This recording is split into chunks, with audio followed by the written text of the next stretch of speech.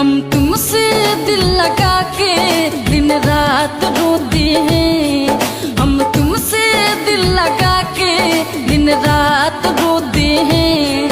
हम तुमसे दिल लगा के दिन रात रोते हैं।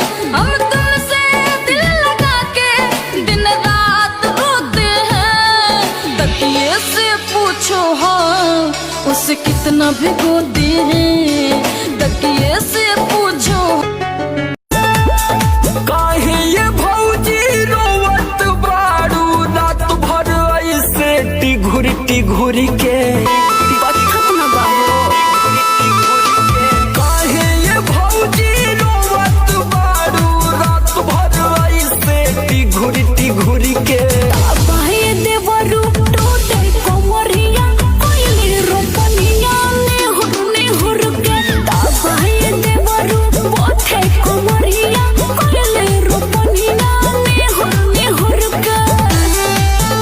सुनना। हाँ? मैं सोचता हूँ मैं तेरी जुल्फों में खो जाऊँ। तो खो जाओ ना। और पगली तेल कम लगाया करना, फिसल जाता हूँ मैं। मैं ना करता हूँ कोई नशा, मैं ना करता हूँ कोई नशा, बस कलम से वार करता हूँ। मैं एक सच्चा आशिक हूँ, आज भी उसी बेवफा से प्यार करता हूँ। तेरी क्यूट जी स्माइल ते किन्ना मरदी, तेरा किन्ना करदी वे पावे सांवला ही रंग वे। अखां च अखां पाले आ सोने ना दूर जा सोने, तू मैनू आ गया पसंद वे। क्यूट जी स्माइल ते किन्ना मरदी, तेरा किन्ना कर सारी सारी रातिया जे करबा दूर गतिया मनबा ना तू बतिया हो। कमर मुचुकाइए देबा का तू रोइए देबा का। कमर मुचुकाइए देबा का तू रोइए दे।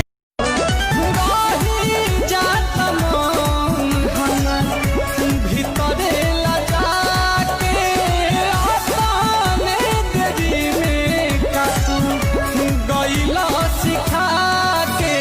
खाए के गोल गामा कहता लड़का कहते के पापा कहता।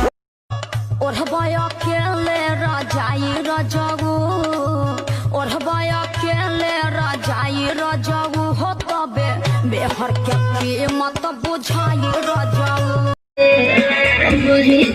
गरम बाजार बड़ुए ताजा ताजा फूल रसदार बड़ुए, वही तो गरम बाजार बड़ुए। चलो ठेला पाया के लाले हम मीठी के हो। चलो ठेला पाया के लाले हम मीठी के हो। बोला का भाव बात हरा लीची के हो। बोला का भाव बात हरा लीची के हो।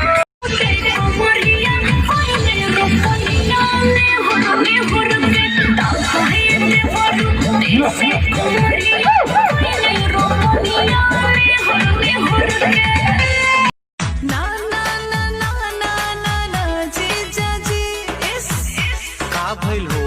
तोहर मोट हमर छोट बाबू खाता जीजा। कमी डाले दय साली भेटाई मत।